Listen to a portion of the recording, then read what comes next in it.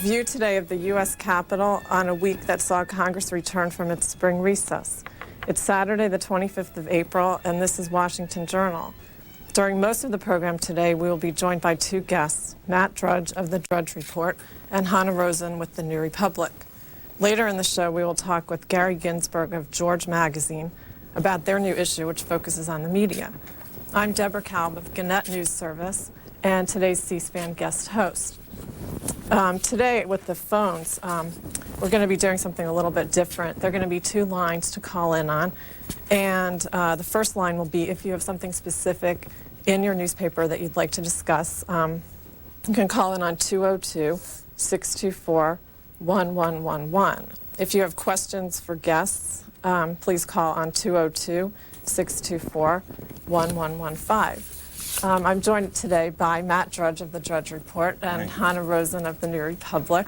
And let's start with Matt Drudge. What are you reading today? What am I not reading? Every morning is such a feast in this town this year. I would say we start with the New York Times front page, which, Whitewater again.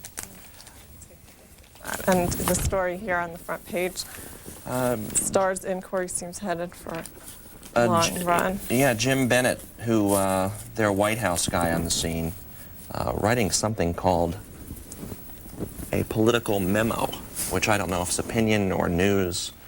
I don't know what that is. Maybe that's a combination of all of it. It's a good way to say whatever you think you can get in. The front page story about Starr's inquiry stalled. We've gone from it's coming, it's not coming, fever, not fever, and now it says it's not going to be this year, and you have Bob Livingston up there saying definitely not this year for any hearings. Impossible, in fact. Wow. I guess you have to reschedule the whole CNBC lineup. Hannah Rosen. About that article? I guess it's great for the people on the Hill. I mean, it seems like the last thing they want. I was doing some reporting over the last couple of weeks about them trying to get together a panel or some way for them to deal with this report, and it's had them in this kind of paralyzed panic about it because they don't have enough women on the Justice Committee, and are they going to look sexist, and is it going to be like Anita Hill? And so I'm sure they're extremely happy to kind of, get rid of this one. And it's a long piece, and it's funny because it runs sort of a contradiction to the Jeff Girth Labaton piece earlier this week that was sort of a Whitewater scare piece down from Little Rock. So it just seems like yellow light, red light, green light with this story all over the place, which leads me to believe no one knows what's really going on inside of that independent counsel's office. So it's still a big question mark, and there's a lot of Whitewater stories, which we'll get to as we go here. Still in the paper, George Bush writing a memo to the Secret Service, which is just fascinating look, which I'll have to continue to read myself, which he blasts the White House for criticizing Ken Starr, which I don't think is getting any press at all. As a matter of fact, some of this stuff I thought was taken out of context and made to look like he was supporting Clinton in the Lewinsky situation. Yeah, this is a memo printed in today's New York Times. Well, he is. I mean, he does support Clinton on one thing, which is to not have Secret Service testimony. Yeah, I need to see a copy of this because there's interesting passages that have not received any play until this morning. And again, I think there has been erroneous reporting that it has made it seem like he is upset with the Lewinsky probe and thinks that it's unconscionable. Well, he is. I mean, he is at some level. The latest news today, which is in the Washington Times and I think the New York Times or maybe the Post, is that there's a Secret Service agent who testified that he saw Monica. There's some break in the case that comes from a Secret Service agent, and Bush is upset about that, about forcing. Well, he writes, I can tell you, sir, and this is what he was writing to the director of the Secret Service, that I'm deeply troubled by the allegations swirling around Washington, distressed at what all this might do to the office. I write this as one who holds Ken Starr in high regard. I'm furious about the mindless attacks on him. He has my respect and admiration. Okay, why don't we take the first calls coming in now from Treasure Island, Florida, reading the Tampa Tribune. Good morning. Good morning, Debbie. How are you? Good, thank you. I was reading an article about the subject you've just been discussing, the claimed privilege of Secret Service agents against giving information to another arm of the legal system, which is a prosecutor's investigation. And I'd like to tie it together with two other issues. Monica Lewinsky's mother's issues about giving information about what her daughter did or didn't do, or told her that she did or didn't do, and also the claims that Ken Starr is taking too long. I think that the Lewinsky issue surfaced about the beginning of the year, and in terms of an investigation, a few months in view of all of the issues that have derived from it is not a long term. And I think that my own opinion is that Secret Service agents really do not have a privilege against or privilege for withholding information from an investigation. And the same is true of a mother who's talking with her son or daughter, and the same is true of an investigator who's been given information and is expected to complete an investigation within just a few months. And I wonder if you all would comment on that. Thank you very much, caller. Hannah Rosen, do you want to return to that? Yeah, I mean, I think there are distinctions here. There's a long tradition of prosecutors pitting family members against each other, and while that sort of seems painful to us and it's hard to understand, you know, mothers testify against daughters and brothers testify against sisters, and that seems to me painful but fairly traditional. But Secret Service, I mean, that's pretty tricky. I mean, the Secret Service's job is to protect the president, and I think that that breaks a precedent. I mean, if a president can't trust Secret Service agents around him, and, you know, this is not a national security issue. It's not something on which the government rises or falls. I think that you can't so blithely dismiss that privilege. There's actually an article in the Philadelphia Inquirer this morning on page A3 by Angie Cannon that has the headline, "Starr Probe Raising New Questions About Secrecy Privileges, Assertions of Legal Protections to Bar Bodyguards and Clinton Aides from Testifying or Fueling the Debate." Angie Cannon writes, "Doctors and lawyers, priests and spouses, our secrets are safe with them. When it comes to telling all to a court or jury, certain relationships have special legal protections or privileges that guard secrecy. Now comes independent counsel Kenneth W. Starr and his investigation of President Clinton, challenging assumptions about privilege. Starr is calling people to testify who think they shouldn't have to, and that has sparked legal debates." Matt Drudge? It's ongoing, and I got a sneak preview of tomorrow's Chicago Tribune with a story about more of this, and Harold Ickes is going on saying that these guys are almost like a suit. They're that close, they follow you into the bathroom. He also reveals something interesting, a whole episode where last year the Secret Service took the Clintons and their staffers to a training facility up in Beltsville, the Secret Service, where they staged a mock assassination. And I don't know the purpose of Mr. Ickes telling this story at this point. I think this is probably making it really melodramatic. Wait, what's the story? Who stayed? Ickes is telling a story that last year the president and his staff were taken to the Secret Service training facility where they staged a mock assassination. Oh. And he describes how the staff was the crowd, the President Hillary worked the rope, a Secret Service agent jumped and shot. It was all over in 6 seconds. I think this is getting very melodramatic. I don't think Ken Starr is probing in on how they protect the president. I think he just wants some of their observations. Okay, we have another call from Princeton, New Jersey, reading the Courier News this morning. Good morning. How are you? Good morning. There's an article about several families in northern New Jersey whose water supply has been contaminated with a chemical additive called MTBE. Now, this chemical was introduced in oxygenated gasoline approximately 4 or 5 years ago. And ever since this chemical has been introduced, it has not only begun to contaminate people's water supply, but it has caused people to suffer from adverse health effects, including headaches, asthma, breathing difficulties, and so on and so forth. And this is not simply a problem in New Jersey. It's a problem all over the country. What's happening is this MTBE they're using to oxygenate gasoline in our gasoline supply was not designed to hold the underground fiberglass tanks at high levels. So it's getting into the ground, and it's ultimately getting into the water, and it's getting into people's drinking water, and now they're suffering from symptoms, again, from headaches, breathing difficulties, asthma, etc. And I'd like to know, with all the publicity it has gotten from New Jersey to California, why the federal government won't admit to the fact that this oxygenated gasoline is not working, it's making people sick, and it's contaminating water supplies. I'd like to know why nobody's writing about it in Washington. Thank you very much, Matt Drudge. Well, this is not a beat I follow. There's a lot of environmental problems coast to coast, and a lot of people getting sick for a lot of reasons. I think it does get a lot of coverage on the wires, which you now can read yourself on the internet. You know, for the first time, you don't have to be in a newsroom to read the Associated Press or Reuters. You can get online. So to say no one's covering in Washington, I just don't think is accurate. Maybe these newspaper editors are deciding not to cover it, but there's hardly a subject that does not get covered through the wires. And again, you could log on yourself and read the stuff, which I encourage everyone to do because it is changing this industry. Hannah Roseman? I agree.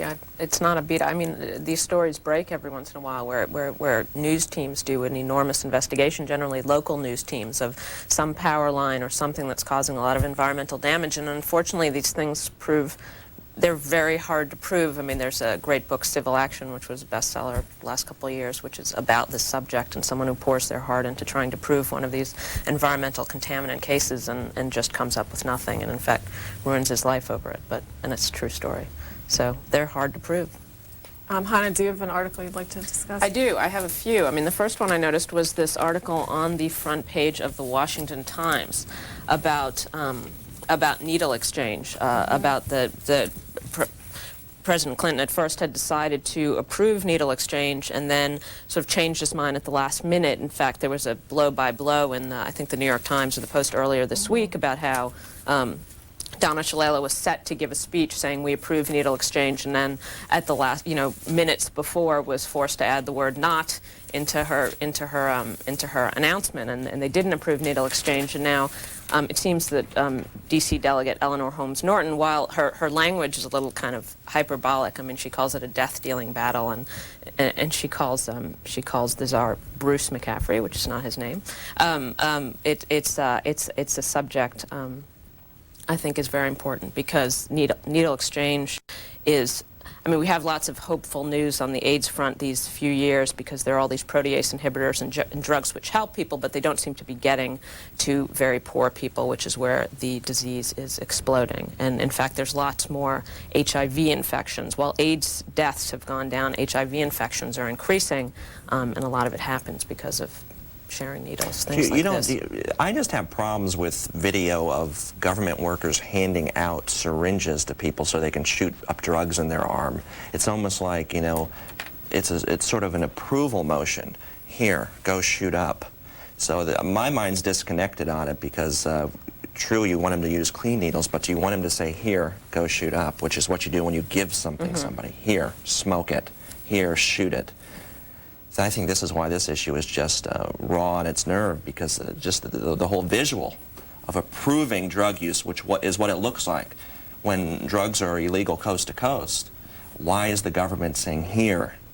What are they shooting up? Serum? I mean, clearly that's what they're doing, is shooting up illegal drugs. It's confusing. Yeah, this particular article is on the front page of the Washington Times. It says, Black Caucus targets drug czar Paul Bedard. Black lawmakers want Drug Policy Director Barry McCaffrey ousted for persuading President Clinton to extend the federal funding ban on free needles to drug addicts, a policy they want reversed. There's actually, in the style section of the Washington Post this morning, a front page feature profile of AIDS policy advisor Sandy Thurman talking about her reaction to this decision about free needles. A story by Megan Rosenfeld. We have a call now from Silver Spring, Maryland. Yes, I'm calling in to refute a comment by Mr. Drudge, a lot of comments anyway, because I don't think he's very good for journalism or anything else. But he said there was nothing in the paper covered about the letter that President Bush wrote. It was in the Washington Post yesterday, and it was about how he did not want the Secret Service to testify, and also was the excerpt about how he felt that Ken Starr had been attacked, and he did not like the attacks about, against Ken Starr, that he supported him. But it was in the paper, and both articles were there in the Washington Post, and I read them yesterday, so he's misinformed that he's just not reading. Well, I heard several reports that were trying to tie this in. I'm deeply troubled by the allegations, meaning I'm deeply troubled they're being brought. That's how some of the coverage was. I am not reading that when I read his full letter, which is published, I believe, for the first time this morning. The full letter. There's 2 letters here. He's deeply troubled by the allegations swirling around in Washington. Not that they're being brought, but just that they're there, and distress at what all this may do to the office I was so proud to hold.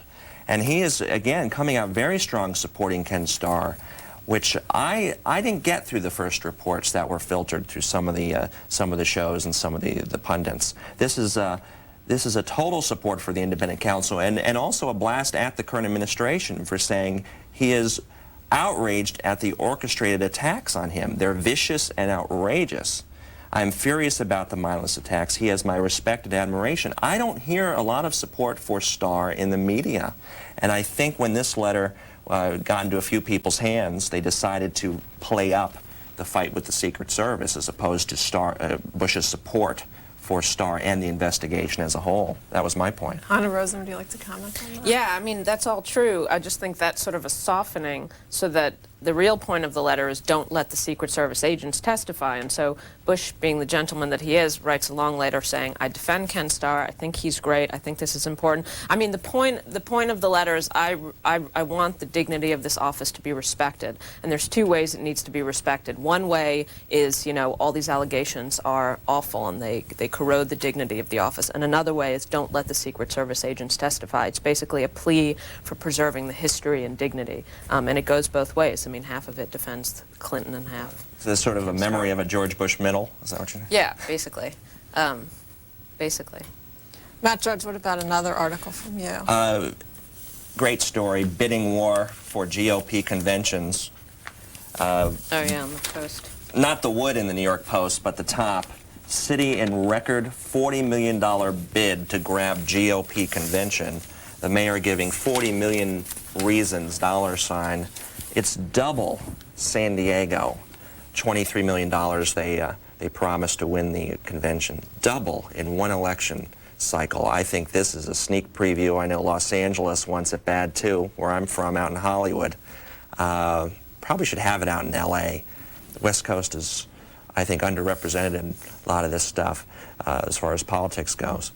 40 million, are we going to have a bidding war on conventions now? Is this going to be like a Hollywood movie rights where we'll go 50, 60, $100 million budget just to get a convention? Welcome to century-end America, and I think where the media and showbiz and dollars and budgets and probably Nielsen ratings are all going to collide in the next couple years. Hannah?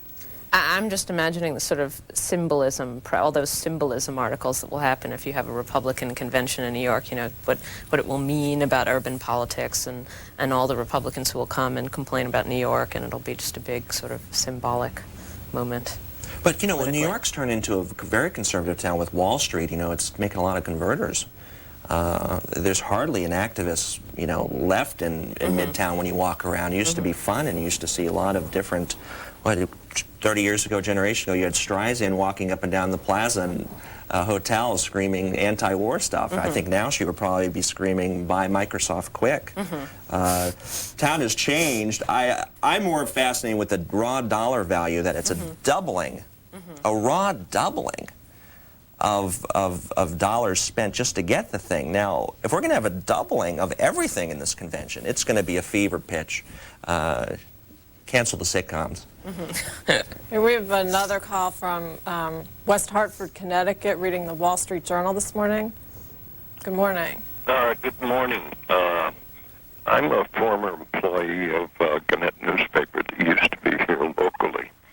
And I've read an editorial in the Wall Street Journal about the, excuse me, I'm a little apprehensive. Oh, that's okay. On that $217 billion paved the highways. The transportation bill, yeah. And that went through the Senate at 96-4, and is to inform voters. I was wondering if anyone knew the 4 senators that had the courage to vote against it, because now they're going to go after my Social Security. Okay, Hannah Rosen, do you want to comment on the issue of, I think, the funding of the transportation bill and what might end up getting cut if that funding does break the balanced budget agreement?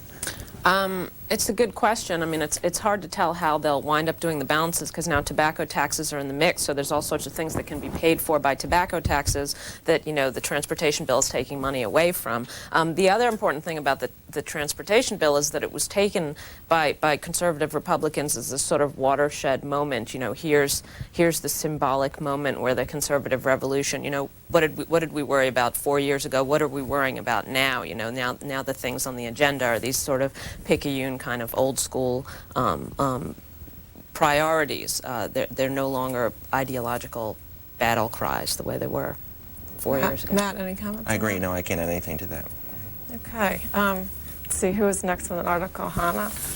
Yeah, I have. There's a bunch of interesting news about James Earl Ray this week, and it's just a fascinating story. I mean, both in the Washington Post, there's an editorial about it, and then the New York Post has an even more interesting story on page 10 about James Earl Ray inviting the King family to a private service, and where they sort of meet and talk about the death. And I was at the Martin Luther King 30th anniversary of his assassination in Memphis a few weeks ago, and I was stunned at how basically for the first day it was a commemoration of James Earl Ray.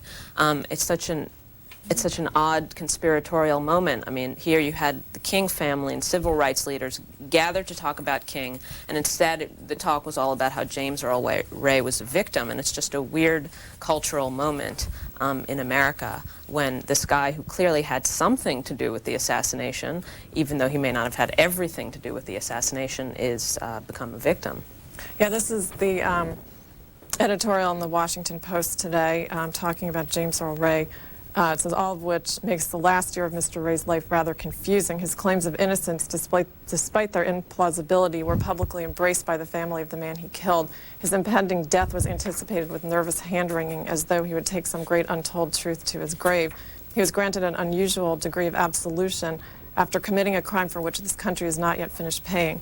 James Earl Ray, having killed one of the great men of American history, managed somehow to become a victim. Matt, do you have any comment on all this? Well, again, it goes back to the conspiracy stuff, which I'm tying up with Century End America, sort of the Century End jits. Everyone's calling everyone a conspiracist. You've called me a conspiracist. I have? Yeah, and your New Yorker comments about Ted Olson, the attorney, is a conspiracist, Matt Drudge. And Dan Burton, conspiracist. Mm-hmm. So it's just one of this, I don't know what it means. It just seems like we want absolute answers as the calendar starts flipping and the numbers start going to zero. And I don't know if we can get absolute answers for anything that happened so long ago, let alone what happened 3 months ago. It just seems like there's just mysteries to life, and there's mysteries to news stories, and that's part of the human condition.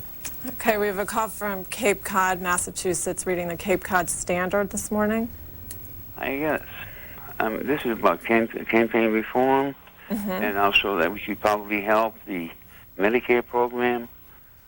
Suppose now that all the companies are doing so well now because the market is so good, and since Congress and the representatives are giving some welfare to the big companies, if they took some of that money and put it into the Medicare program, instead of them getting the kickback from these companies to support their campaign, I think they probably will solve the Medicare problem, and also that will also reform campaign. Okay, thank you very much, caller. Matt Drudge? The campaign finance is an issue I do not follow at all. It's one of these beltway issues to me that it just does not resonate where I live. As I talked about the bidding war for the politics, for the conventions, there is a danger of this all just spiraling out of control where it's all going to be multi-billionaires who are controlling everything if this keeps up, because they're going to be the only people who can sponsor this stuff, and you need so much cash. But it's such a murky issue. I know it's a big favorite issue in this town, and that's when I flip the channel when they start talking about it. So. Hannah? It's funny because the town where you live is the town that's sort of the pinnacle of why you need campaign finance. I agree with you that everybody's sort of eyes glaze over on this issue because the same exact thing happens every time they debate campaign finance reform, which is there's a sort of rush of excitement, and then you know, within 24 hours someone does a sort of mournful eulogy for what happened, and everybody wrings their hands and everything, and the same thing happens.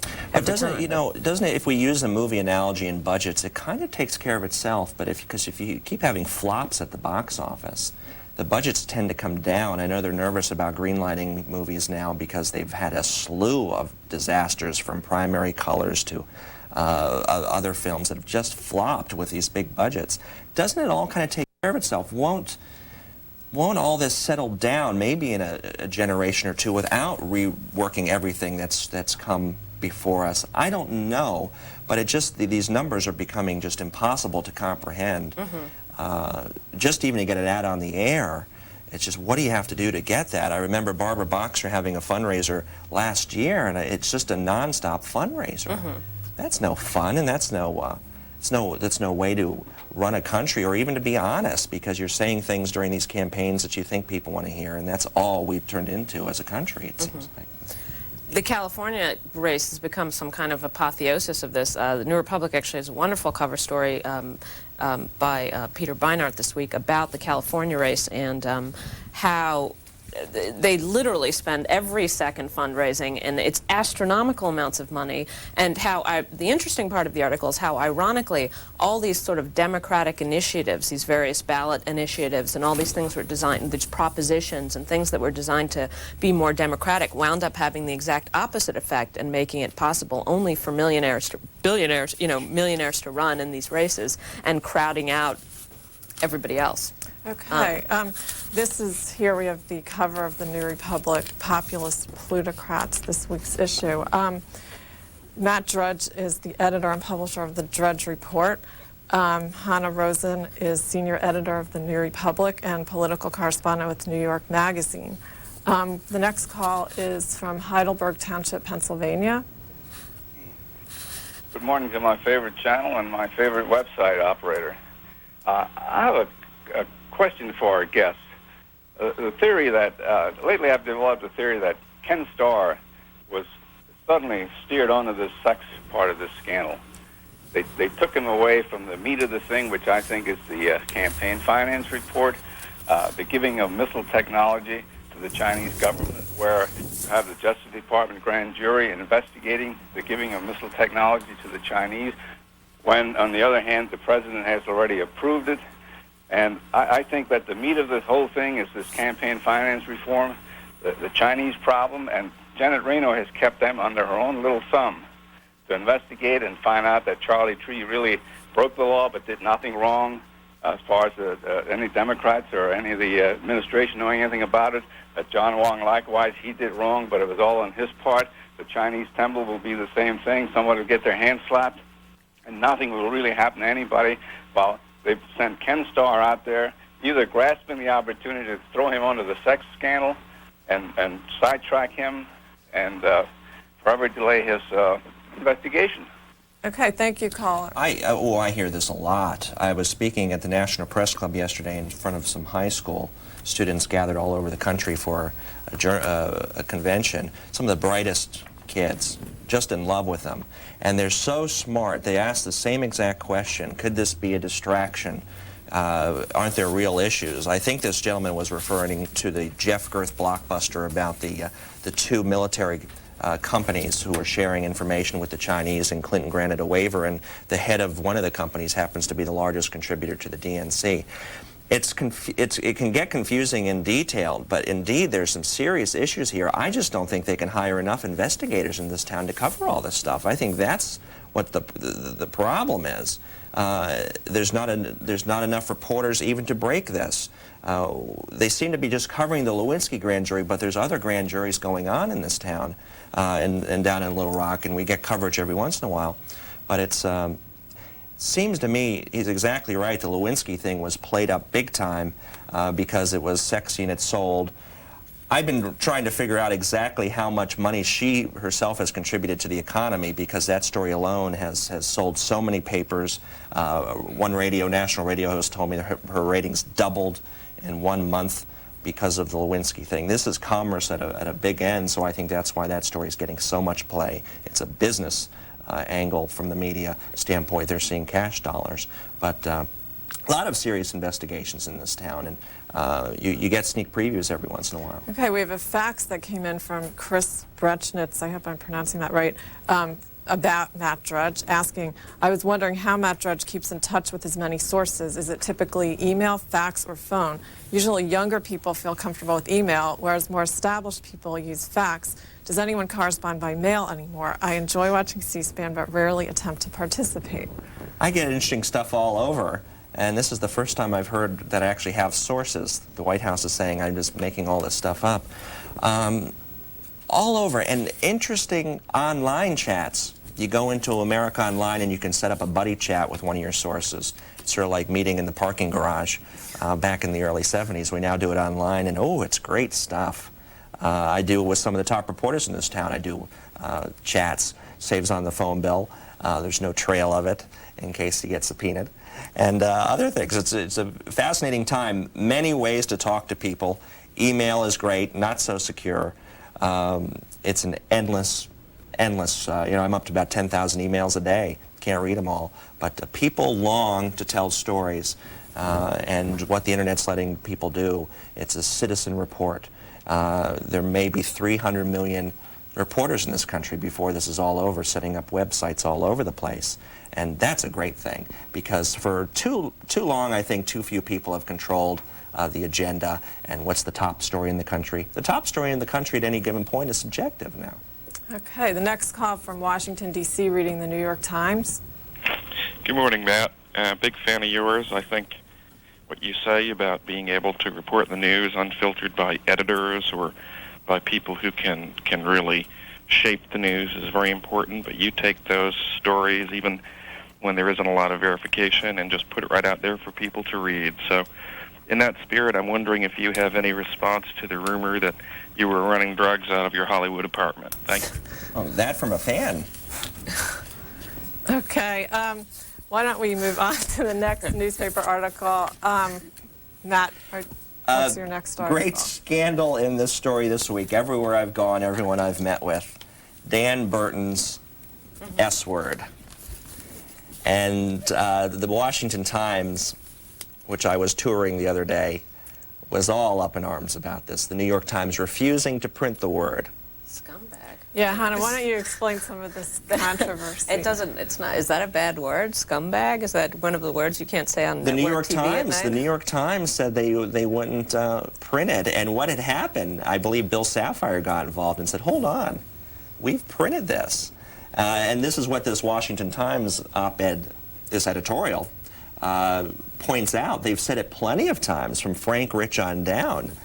Why wouldn't they use it in regard to Clinton is sort of the, and they make the point here that it's probably the New York Times wanting to manipulate this story a little bit to make Dan Burton look like he's using an unusable word when it's in fact a word they have published in the past, and also not to play up exactly what he's calling the president.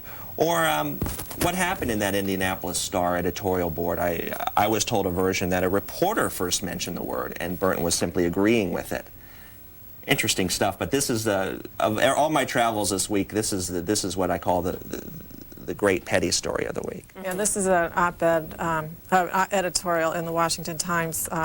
Pity the poor New York Times, whose delicate sensibilities have been so offended by Representative Dan Burton. Last week, the Indiana Republican made the mistake of conversing casually with a hometown reporter and jocularly said he thought President Clinton was a scumbag. Hannah, do you have any? Yeah, I mean, I have to. It was a great idea for an editorial, but I think it's conspiratorial to say that somehow the New York Times is now defending. I mean, it's a really easy anti-Burton story to say Burton calls the president a scumbag. I mean, you really have to turn it in 100 different ways to have it somehow be pro-president. Why? For the New York Times to decline to print that is to decline to print an insult against the president made by one of his enemies, which makes his enemies look bad. So, Well, and also, no, there's a theory, and this is the point in here, that it makes it seem like he is saying words you can't mention in a newspaper, when in fact they have mentioned it before. They're trying to make it even worse. And you've had, great time with Dan Burton. I was looking up some of this stuff, and you said, this guy, I guess, is the new Newt. He just gets whipped up all over the place. You said he has skin the color of raw meat? Oh my God! Boy, that's fun Searches stuff. is terrible. He's I love watching his committee. Actually, I haven't watched it in a while. I watched it when they were doing Bruce Babbitt hearings, but he's done a great job of controlling himself, as far as I can say, in the committee room. I mean, he had a bad reputation before these things started, and then he must have gone through kind of training school or something. And as I saw in the committee room, he was extremely kind of straight, dignified. And then I guess he, like Newt, sometimes lets loose when he's outside of Washington. I mean, that's how Newt would get caught. He would go out to Georgia or go out somewhere, and he would forget that he'd get in trouble and just let something loose. Well, I had lunch with one of his, two of his advisors this week, right down the street here, and I just found them to be patriots who care about the country. I didn't see any of the wacky stuff, famously paranoid. I guess you're referring to some of the Vince Foster stuff, which is, well, go ahead. Yeah, I guess it's all questionable. But it's interesting in this town, a raw, true grit, an American spirit, a John Wayne spirit. It's just not tolerable right now in this town, and I don't understand that.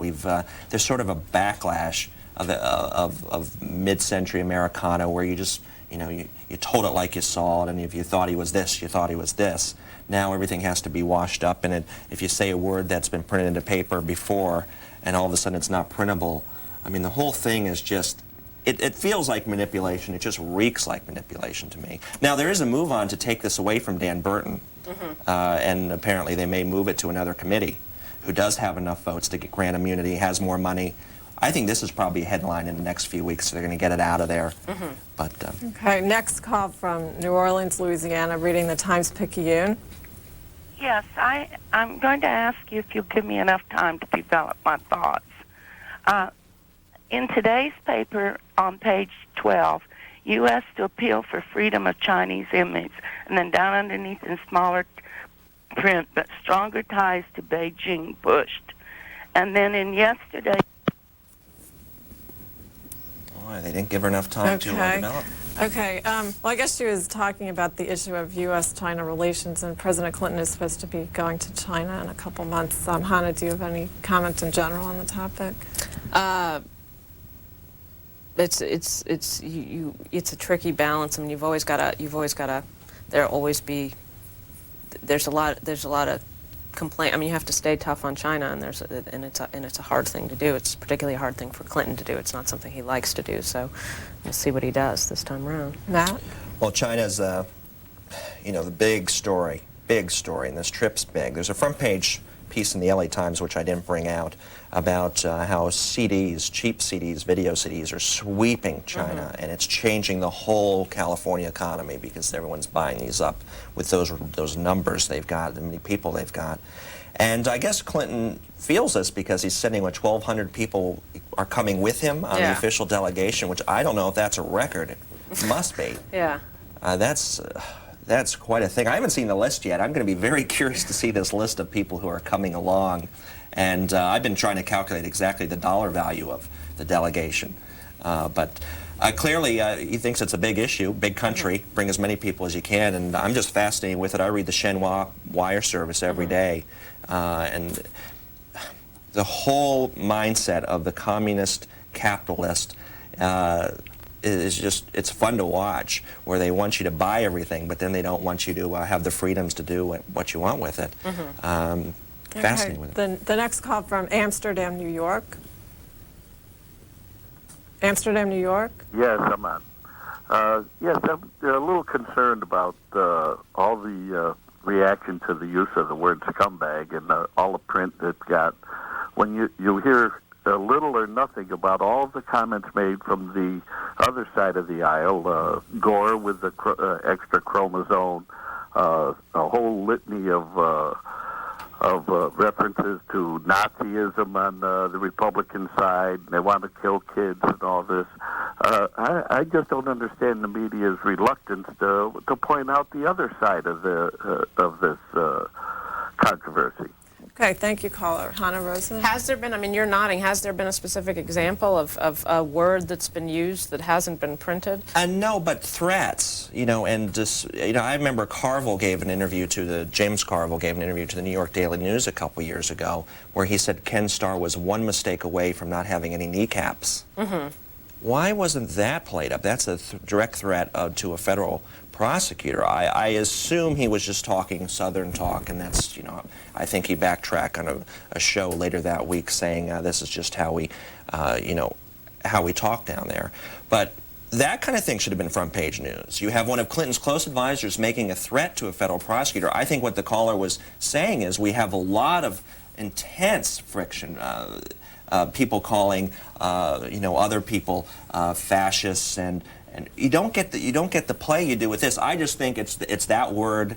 It's Dan Burton, since he's sort of the new Gingrich, and I played it up on my website. I thought it was a great story because it was piggybacked on top of these Hubble tapes, which are going to come out next week, which I think they're going to release less of them than they were originally going to. I think Waxman's had an impact there.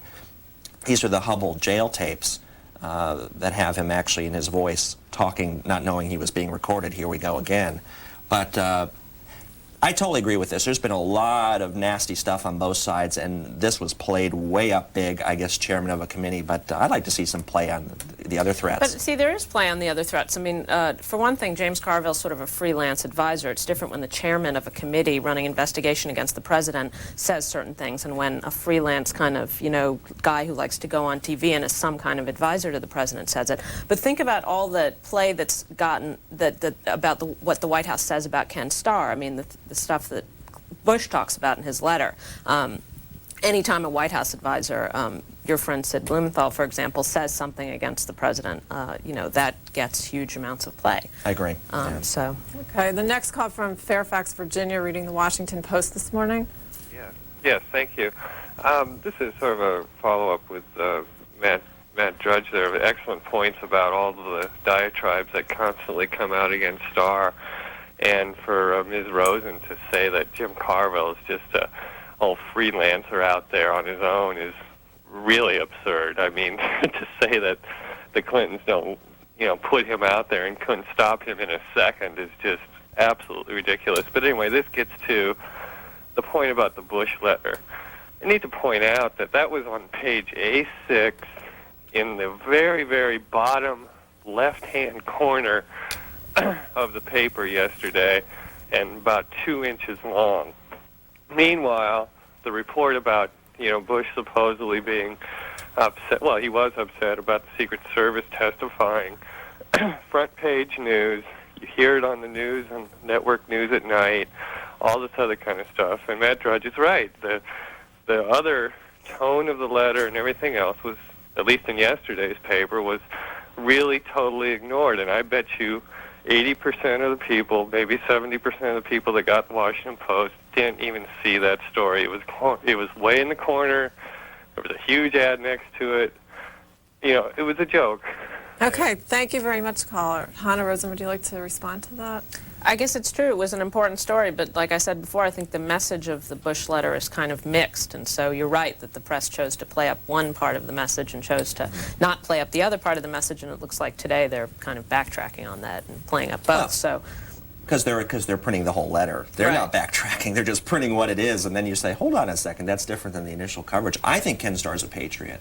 I may be one of the few people that has any kind of audience in the media that is actually willing to say that. But I think we need to support prosecutors. This town, we don't want to turn it into a monarchy. We don't want it to say you can't investigate, you can't do this, throw up executive privileges regarding cemetery graves now, including the Larry Lawrence grave thing. There's just too much of this. And if we can't have a prosecutor, what is going to happen to us? And you can say, okay, he's tainted with money and all of this, but that's easy to do. That's an old mob trick. Just, trash the person going after you. But there has to be a way where we support the prosecutor until we see what we've got. And I'm totally behind him. I just sense in this town there's just not enough support for the system we have. Okay. Go ahead. It's not just in this town. I mean, it's not as if this is sort of an insular Washington reaction against a sort of patriotic trooper riding in from the West. I mean, there's not much support in the country for what Ken Starr's doing. I mean, I just don't see the patriotic duty in a lot of what he does. I see the patriotic duty in some of what he does, but not what he's been doing for the last few months and been concentrating on. I mean, okay. The next call coming in from Brighton, Massachusetts, reading the Boston Globe this morning. That's correct. Reading the Globe about this foolish needle exchange concept. The Associated Press article that the Globe published says the administration said this week that science shows that such programs prevent the spread of HIV without increasing drug use, quote unquote. Well, while that may be true, that science says needle exchanges don't increase drug use, common sense would tell anyone in this culture that it certainly sustains it. You know, AIDS is one disease, but drug addiction is another, and who is anybody to exchange one disease for another? And I'd like to make a comment on the Secret Service issue, if I could. Okay. About protecting the president's privacy. You know, the Secret Service works for we, the people, and that includes the people's possessions, such as the office of the presidency, which we, the people, support. The important thing to remember, I think, was, and I was impressed with this, was learned, but apparently forgotten, over a century ago in France during a thing called the Dreyfus Affair, in which the Army's generals, having broken the law, claimed in their defense, you know, long live the Army. But the people said back, but not its generals. The same goes here. Long live the presidency, but not the person in the office. Thank you. Okay, thank you. Matt Drudge? It's interesting stuff. The letter that the Justice Department sent out saying the rights of these guys' testimonies are owned by the United States. How do you own memories, and how do you own what you see? How does a government own these things? And how is it their right to stop anyone from testifying? If, in the private sector at least, security testifies against employees, I would imagine if you and I work for a company did something wrong, the security would be the first people. And I don't think, again, and we already talked about this earlier, Ken Starr is asking about the nature of how they protect him. I think they're asking him simply, what did you see?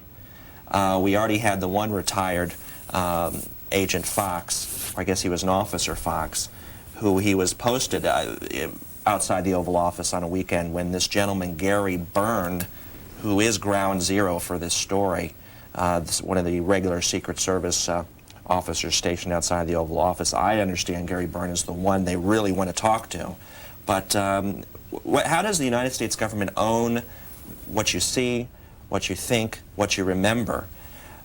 I'm concerned about this. I know they want to protect the president's very important stuff, but the second the government says they own these memories and these thoughts.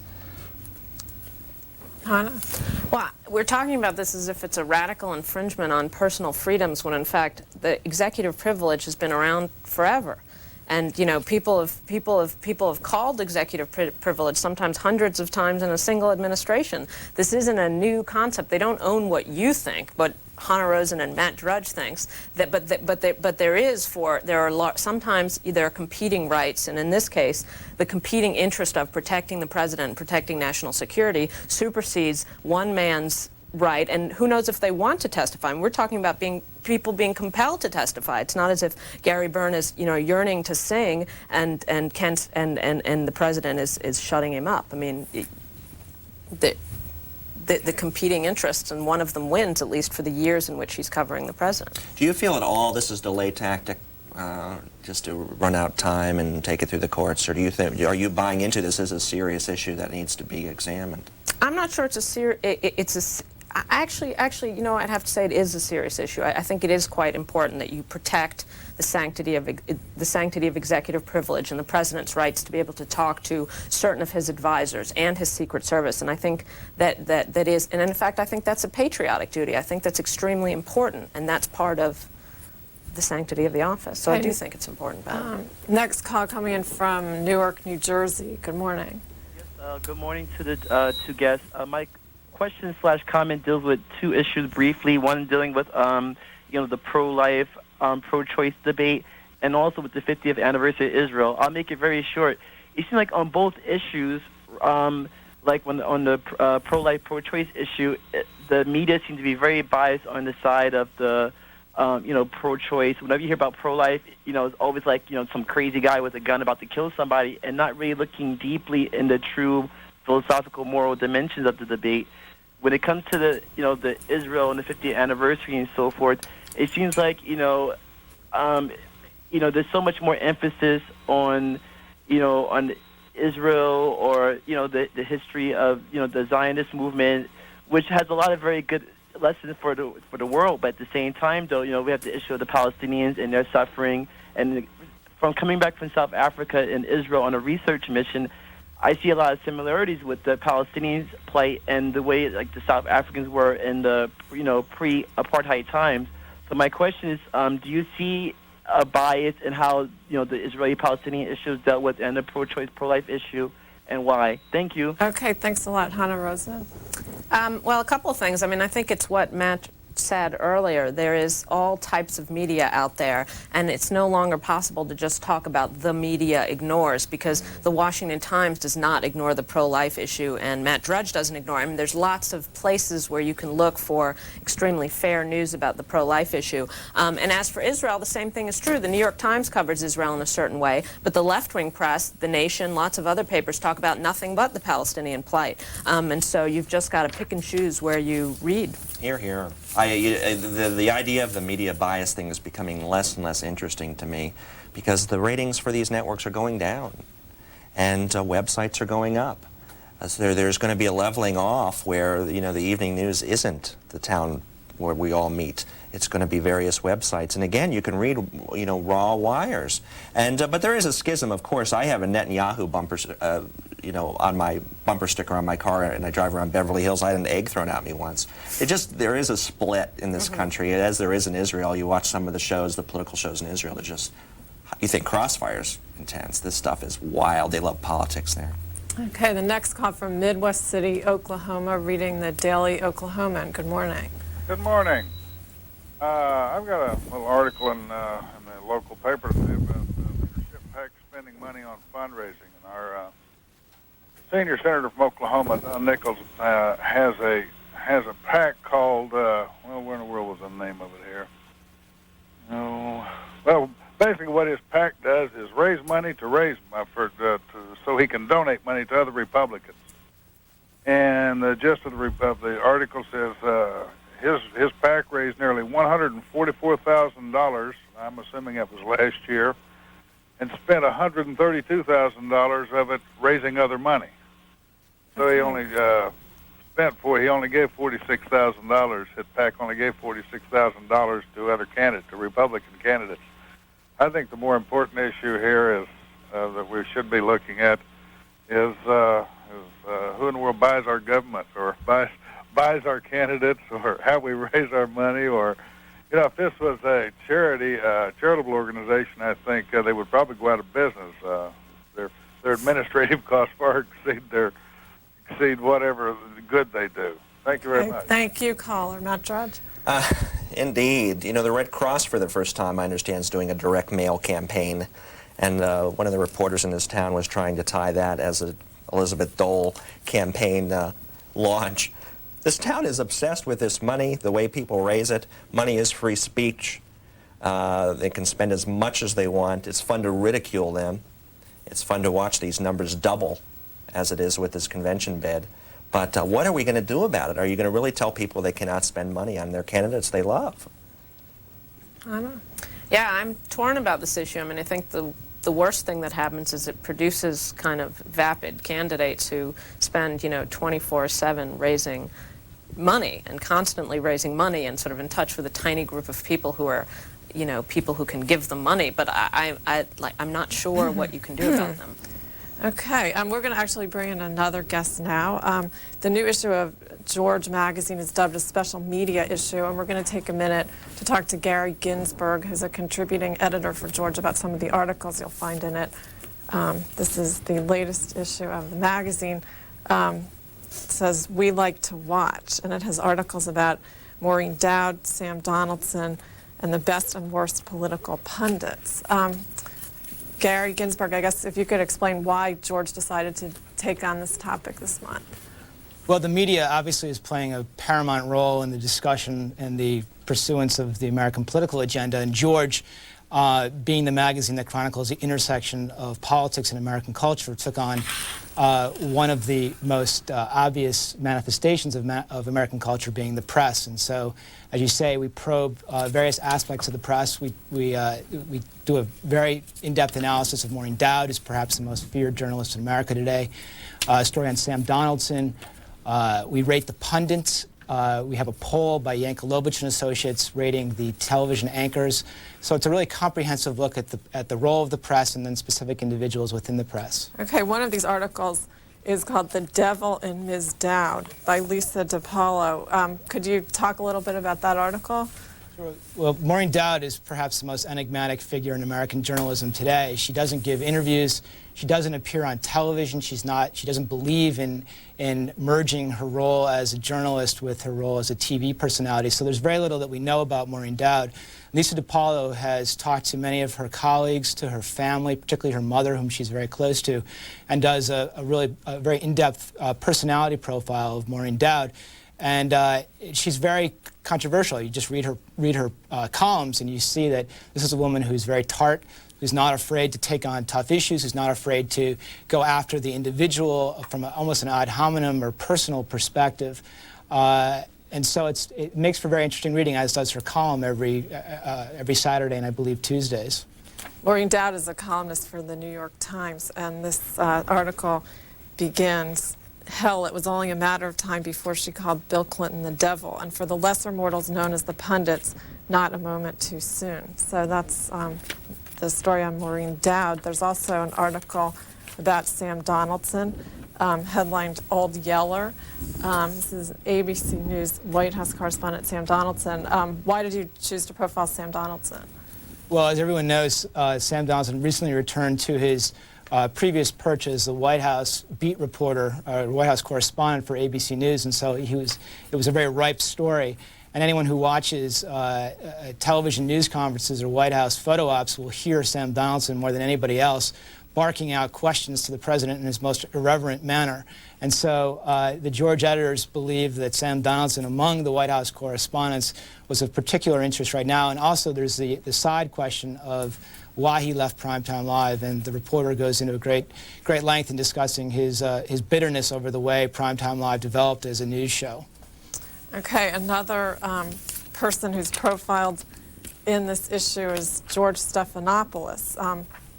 This article by Claire Shipman says he was once Bill Clinton's spin doctor, but now George Stephanopoulos is talking impeachment, and his closest friends are wondering what went wrong.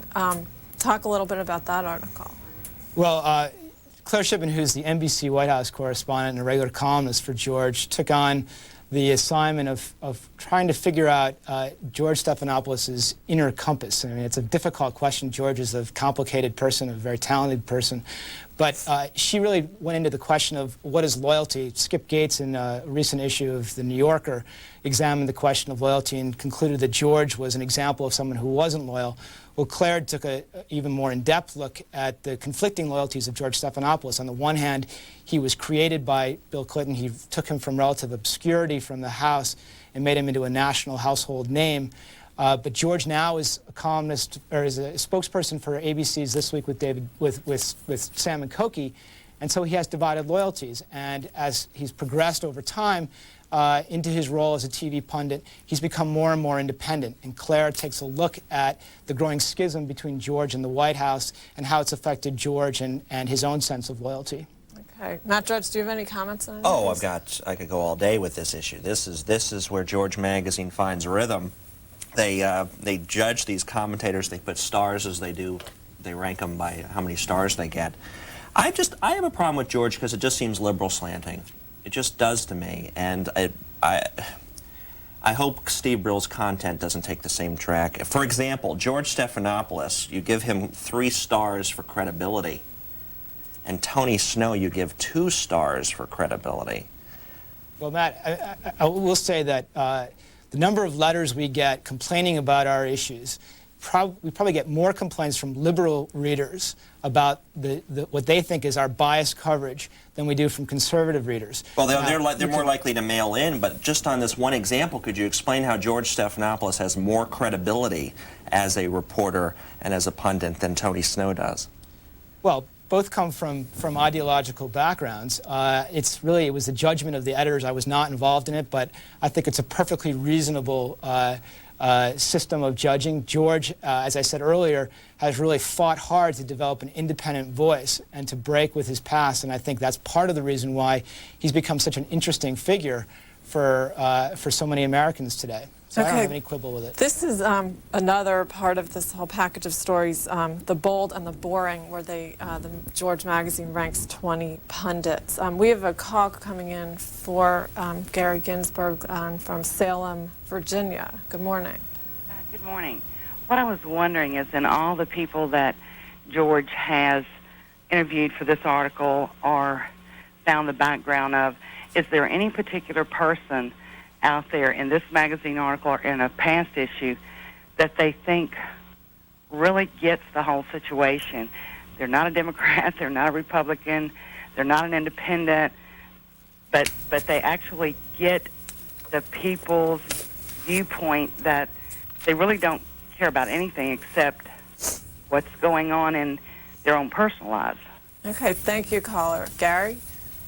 Has George identified that one person? No, if George did, I think they would probably back him or her for President of the United States. But that's really the mission of George magazine itself, is to provide a voice that doesn't get bogged down in ideology and looks at the American political spectrum from a much broader perspective. And certainly that's a challenge that George magazine is always taking on, is to find the human embodiment of the spirit and mission of the magazine itself. Okay, Hannah, would you like to get into the discussion at all?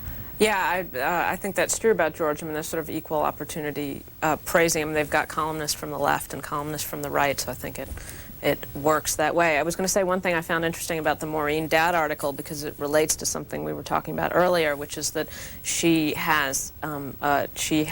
corresponds with President Bush, and that the explanation from her parents and her sister about why she does that is that it's this dignity of the office. It's because she thinks George Bush is a gentleman, and so even though she's sort of written critically of him during his time, she thinks, you know, he has what Clinton doesn't have, which he has a certain dignity about him, and maintain the dignity of the office in a way that Clinton doesn't. I thought that was interesting. Well, here's another vote for Maureen Dowd. I'm just can't wait to wake up on those Sundays. Well, actually, it's Saturday when I read her stuff move on the wires, and it's the New York Times should just be applauded, and I wish other newspapers would let writers write with this type of freedom and use the imagination and daydream. We need more daydreaming. There's just too much. You know, monkey see, monkey do, follow the pack. And there's a lot going on in this country, and she lets her mind flow, and one thing leads to another, a stream leads to an ocean that leads to... I love her so much, and I just encourage her, and I haven't fully read this piece yet, but I know she won't talk. One thing, Gary, she does give interviews, though. She goes on Imus, so she is playing the media game a little bit. Imus is the one exception, and it's pointed out in the story. The one thing about Maureen Dowd that I find a little bit quizzical is that in fact, she's taken on George magazine a number of times for its, quote, dumbing down of politics and for its emphasis on the personality over the substance. Yet if you read many of her columns, she does the very same thing that she criticizes George for. So there's a certain hypocrisy about her that I certainly see. But don't you think she's just being ironic? Well, yes, there certainly is an ironic strain to her writing. I find it the most readable and entertaining aspect of the New York Times, with the possible exception of Tom Friedman's columns. So yeah, there is an irony, and you have to read her column with a bit of detachment, and you really can't take her too seriously. Okay, another call coming in for Gary Ginsberg from Camden, Maine. Yes, good morning. I saw the photo of Pat Buchanan in your article, and I want to say I just purchased his book, and I could not put it down. It's so well synthesized a lot of what's going on now, and it was something that was very readable. It went right to my heart and soul. And I must say, I'm a Democrat, but I really feel that I do feel betrayed by the Democratic Party. I think that they are leaving behind working people with this move towards a global economy, and I think that Pat Buchanan is right on the mark when he says we are losing our sovereignty to a global structure. And my heart has really, I just feel betrayed by the Democratic Party. Thank you, caller. Gary?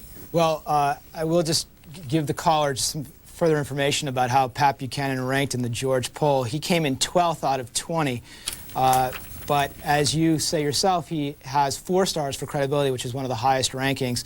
Where he lacks, he's very high in entertainment value and also high in irritation factor. So Pat Buchanan is certainly a controversial figure within the offices of George. Yeah, Pat Buchanan, according to this George article, 4 stars for credibility, 2 for clairvoyance, 4 for entertainment value, and 2 for irritation factor.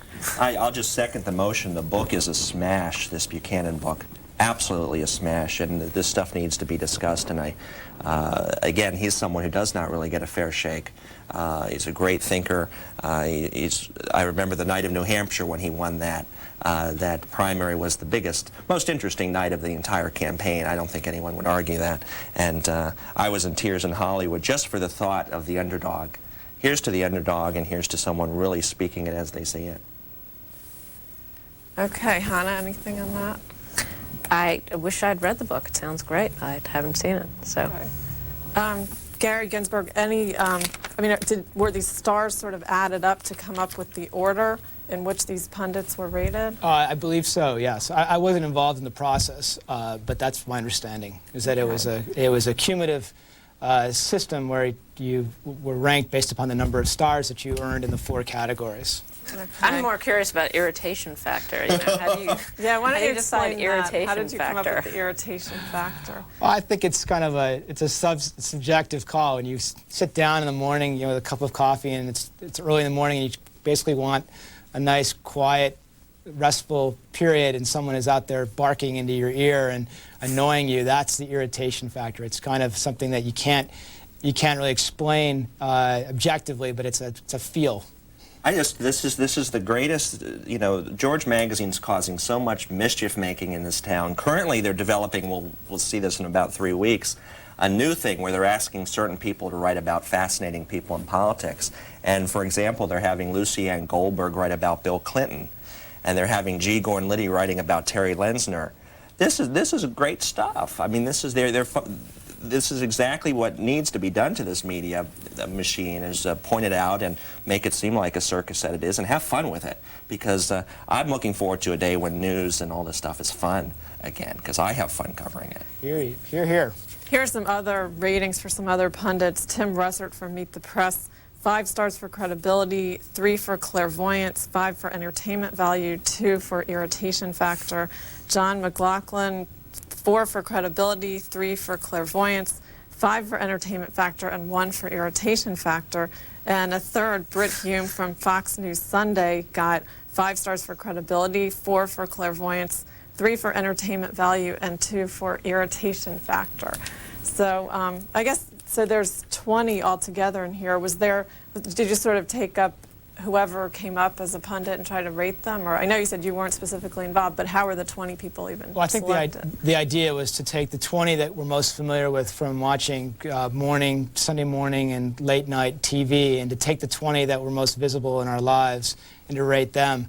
And certainly when Matt Drudge becomes a full-time pundit on Fox TV, we'll certainly want to include him in our next year's media issue. Not full-time, but Okay. I'm looking forward to it. The last call for Gary Ginsberg from Charlotte, North Carolina. Yeah, hello? Hi. Yes, am I on the air? Yes, you are. I have a question from, anybody there, including Mr. Ginsberg, bringing up the subject of Pat Buchanan. I just wonder, and I have never read or heard one word about Pat Buchanan's wife. When he was going around during the primary, she comes on the podium and smiles at everybody, and that's it. She has never been introduced, has never been known to utter one word. and this would be the First Lady if he ever had a chance to become president, plus the fact that they have no children and do not care for children. There was at the Republican convention, you have it right on your tapes, I'm sure you all have a copy of that, and there was a disturbance about the birth control and abortion, and the women from the convention, there was some problem there, and they didn't want this to be aired, and the police were there, and you see them all huddling into a room, and then somebody brought up the question, Pat Buchanan always advises people that, well, if they can't have children, to put them in an orphanage. So Bay was asked something about, well, how come they don't believe in adopting? And she turns around, and you've got it right on your tape, and she sneers, everybody don't like kids. She was all upset and disturbed. So now Pat was asked on one of the programs, I don't know which one now, if it was when he was interviewed on Crossfire, I believe, it was brought up something about children. He said, this is a subject that is, which of course I agree, is personal between me and my wife. Okay, thank you very much, caller. Gary Ginsberg, any comments on that? Not really. I don't know much about Pat Buchanan's marriage, frankly. I mean, if he's supplementing her or keeping her invisible, it may be a reflection of the way he views women and the role of women in society. But certainly his sister has played a paramount role in his public life, and to some extent, perhaps, in his mind, substitutes for the wife, for his wife. That was a low blow. That was a low blow, Gary, because Shelley is pivotal, from what I understand. Oh, is she? She's the one. I'm accepting the caller's premise. I know nothing about his wife, so I'm not at all intending to disparage Mrs. Buchanan. Sure. They've been really sensitive, actually, about their person. I mean, Pat Buchanan hates to answer. This question comes up. It's a really searing question for him. Everybody asks him why he doesn't have kids, because he does promote family values, and he doesn't like to talk about it. I just assume they can't have kids, or it's just a painful subject for them personally. Okay. Well, Gary Ginsberg, thank you very much for being with us. And here again is the cover of George magazine this week, the media issue. Okay, so Matt, what about another article from you? Since we're just come off the pundit trail, Frank Rich this morning does it again. You talk about someone who's become absolutely readable also for me, is this guy Frank Rich, who left Broadway and now is doing the entire media scope. And this morning he goes after Linda Tripp and her website, which she has just launched to raise funds, lindatripp.com. And this, Rich operates to a certain degree also through irony, saying, oh, we're all so bored with it, we're all so sick of it, isn't this pathetic? And then all he does is write about it and write about it and write about it.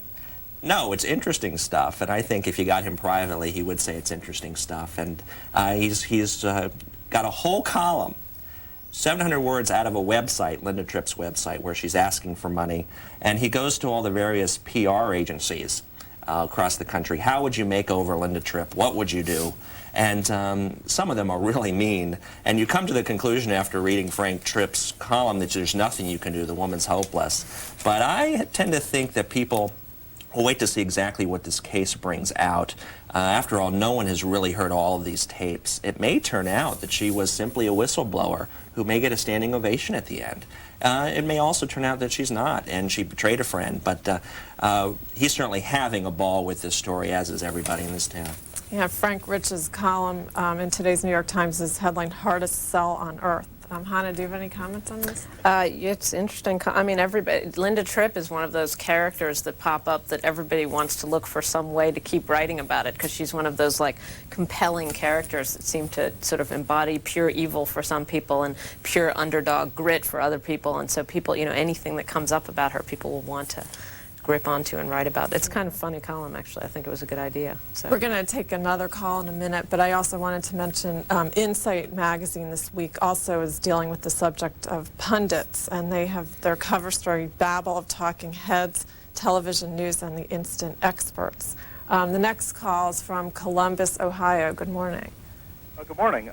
I watched Dateline NBC last night, and Jane Pauley interviewed Elizabeth Ward Grayson, former Miss America, who was recently acknowledged having an affair with then Governor Clinton in the 1980s. And in the course of that,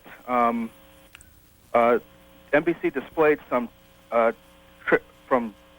words from the transcript of the testimony of Judy Stokes, who was a person who was interviewed by Paula Jones' attorneys and who had been reported as saying that Grayson had told her that Clinton had made unwanted advances on her in the back seat of a limousine.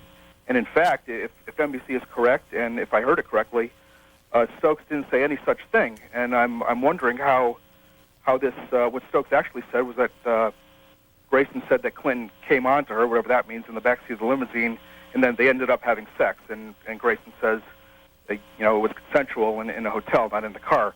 So how did this widespread story get spread that that Stokes had said that Grayson had said that Clinton had made unwanted advances, and why didn't anyone in the media bother to read the actual transcript?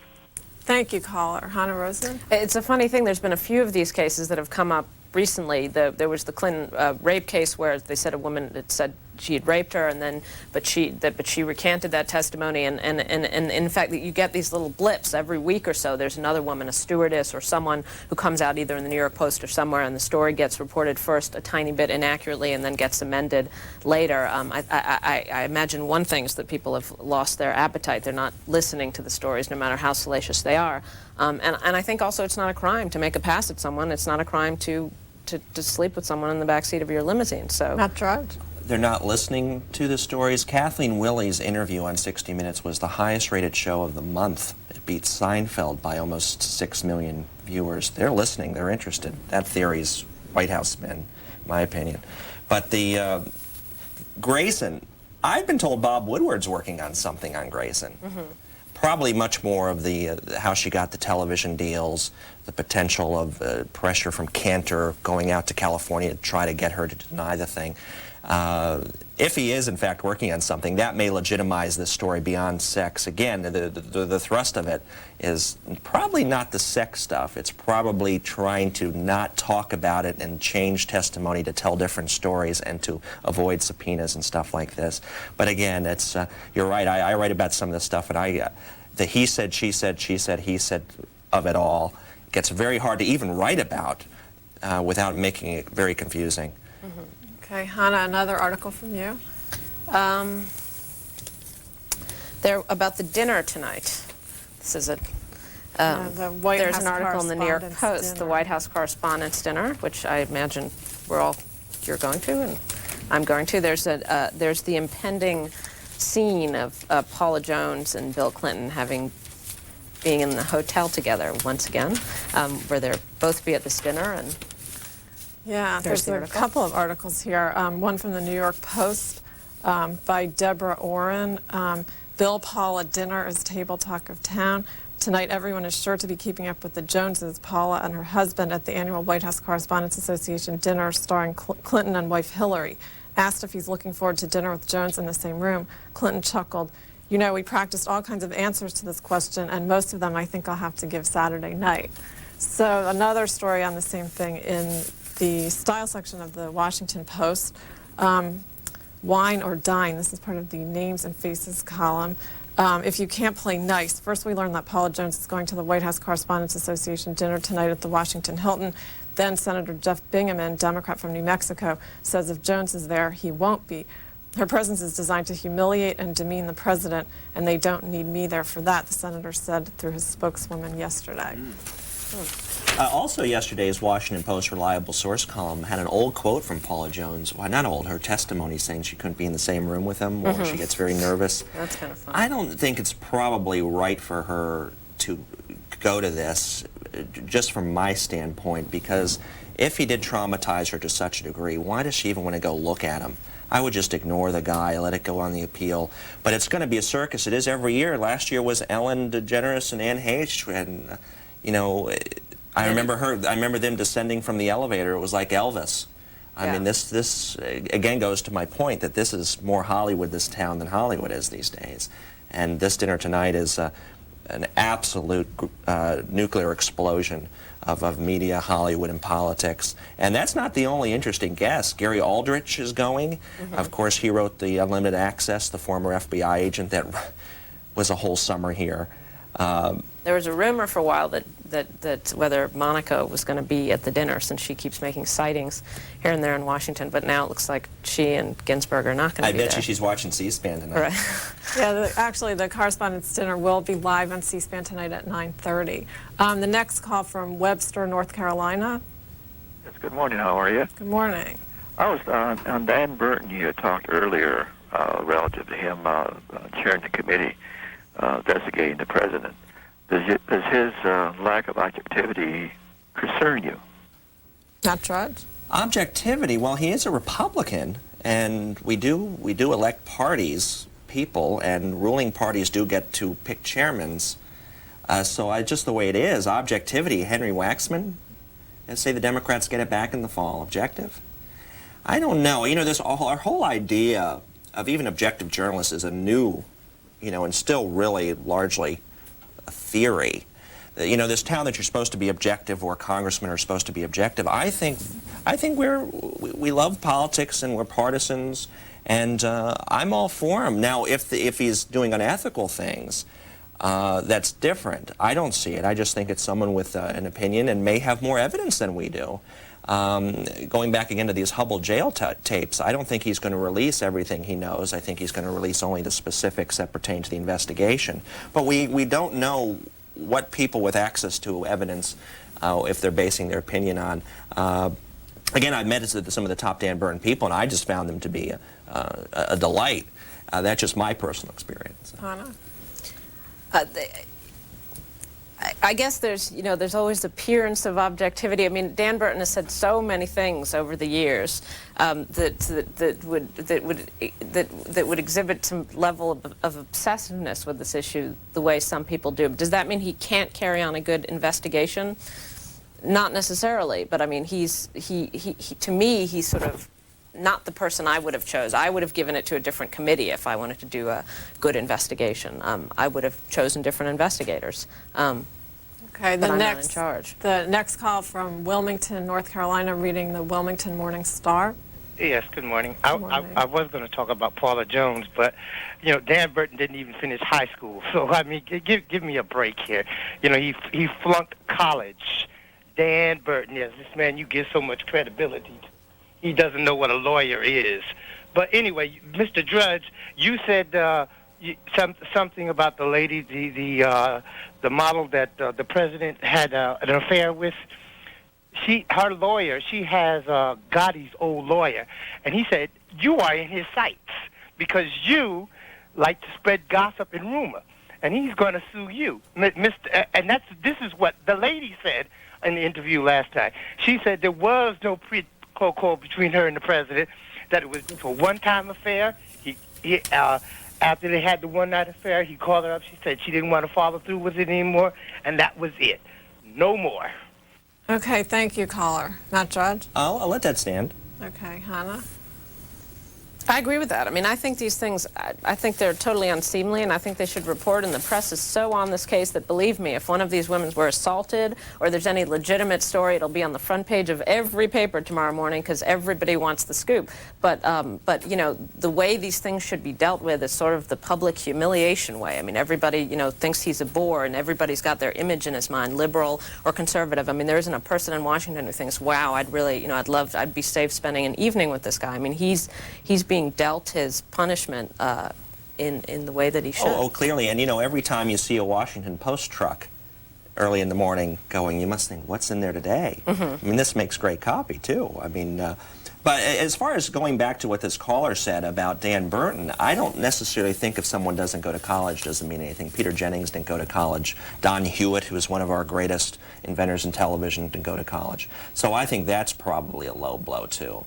We've had great leaders who haven't had much education. You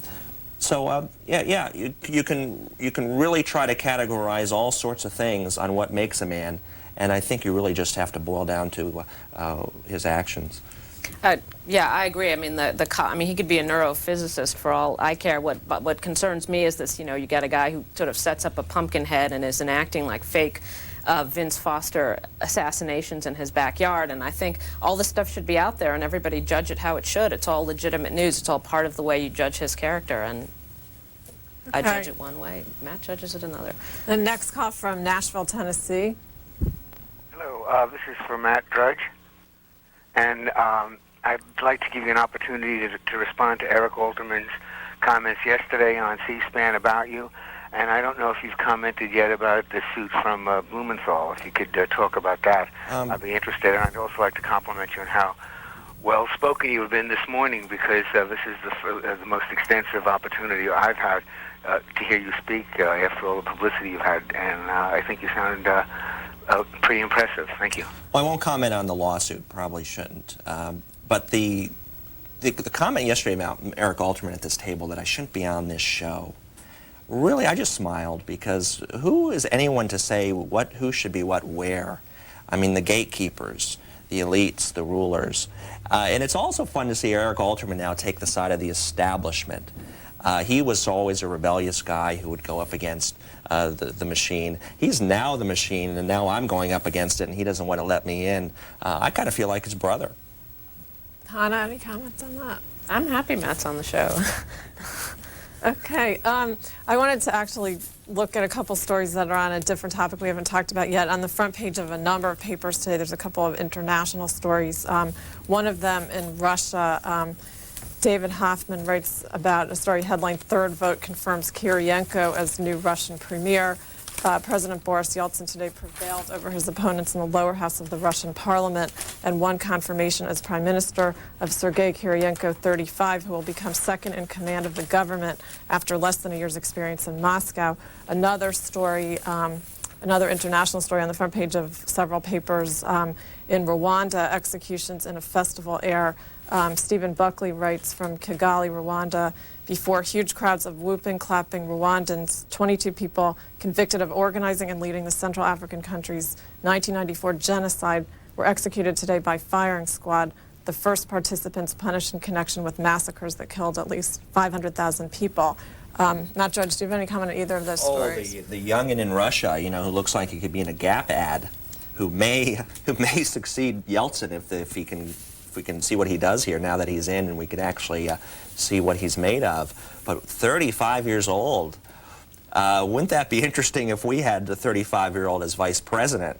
This is really good stuff. I mean, this is, it makes you smile and think that, boy, there's something fresh going on in Russia. And I think it's a masterstroke for publicity. He doesn't look scary.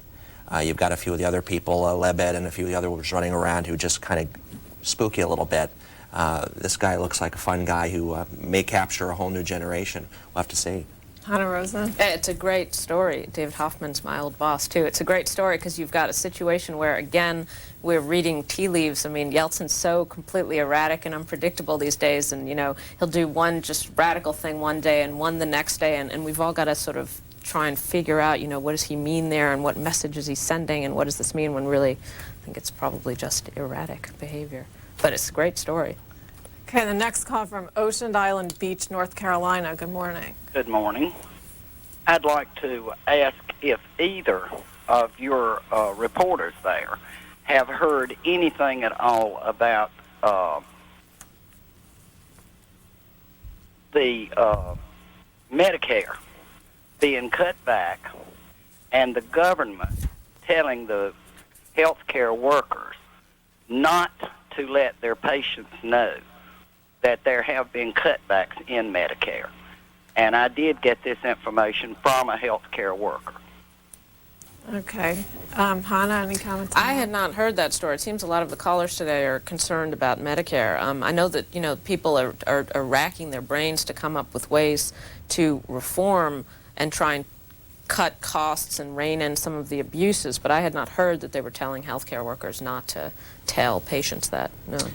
Well, something to the side of that, you know, we're about to have another wave of layoffs here for the budget. I don't think it's made any of the papers yet. I was reading some of the sneak previews for tomorrow, and there may be layoffs at the Pentagon if Congress doesn't get a budget through next week.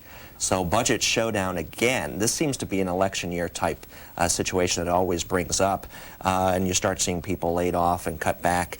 But always an interesting topic if you're receiving a check and you feel something's about to take it away from you. That's it's got to be the #1 issue to a lot of people. Okay, the next call from Mechanicsburg, Pennsylvania, reading the Harrisburg Patriot.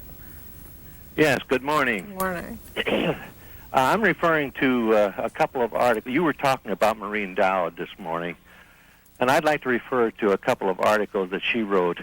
It's been a week or so ago, and she was referring to Ken Starr, and she called him a holy roller. Now, that is a very definite derogatory statement or word to use when you're talking about a Christian. I recall a few years ago when Jesse Jackson referred to Jewish people, which I have a lot of respect for, as Heimies. But nobody that I know of even mentioned this article and the way she referred to Ken Starr as a holy roller. I'm just wondering why. Are we biased on our reporting, or just what? I'd like to hear your response, please. Thank you very much, Hannah. Well, the way religion gets written about in mainstream newspapers is in this kind of distance, this is a weird thing kind of way. But I mean, what Matt was talking about, Maureen's imagination, I mean, her imagination applies to Clinton and her imagination applies to Ken Starr. And so this was her colorful phrase to refer to, you know, minister's son who's by all accounts fairly religious and milk-fed kind of guy, so. Well, it goes back to an issue. This town doesn't really like religious folk that much. The Washington Post, for example, has had some openings on their religious beat, and to my understanding, they post on the help wanted bulletin board inside the Post. One of the requirements is not necessarily that you even are religious or even are interested in religion. As a matter of fact, that just seems so strange. You wouldn't hire someone on the sports beat who didn't like sports. But for religion, and the Washington Post mentality, which I think probably does represent the bulk of the town, is you don't even have to like it to cover it, and you don't even have to be active. I agree. I was upset with Maureen Dowd. But she did, again, her whole thing is just a broad stroke on a lot of different things, and to have to come up with as much gotchas as you can. That's her. She loves it when she's got these gotchas, and I'd give her some breathing room on that. I don't think she was Christian Catholic bashing. Okay, next call from Houston, Texas. Hi there. Hi. I'm a libertarian, and I'm fairly new to the Internet and fairly new to the Drudge Report. But after having gotten on the Internet and seen it, I sent you a letter, Matt, comparing you favorably to Joseph Pulitzer historically. And I wondered if you could comment just on the seeming bias where people from the left who have definite opinions can spread innuendo and rumor and, you know, the Iran-Contra and all that. But then when people who are trying to be centrist or that come from the right and do spread rumor, their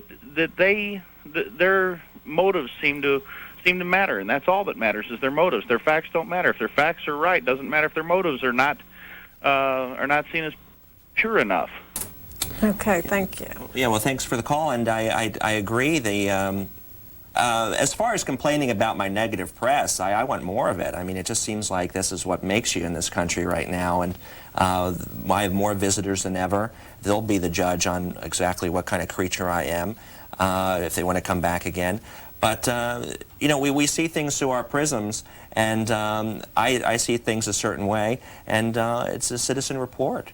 And what the Internet lets you do is go to press without a whole machine behind you and without an editor. And it's something new we're going to have to get used to. It is sort of a throwback to how the press started in this country with the pamphleteers and everything else. And instead of being embraced, you know, you're ridiculed, but they've got something to lose. It's a battle for eyeballs. And if they're looking at my screen, they're not watching CNN. So, you know, you kind of, you know, you kind of have to look at it in that context. At least that's how I do it, and I don't take any of it personally. Okay, and the address for the Drudge Report on the web? It's simple. It's drudgereport.com, or you can do a search.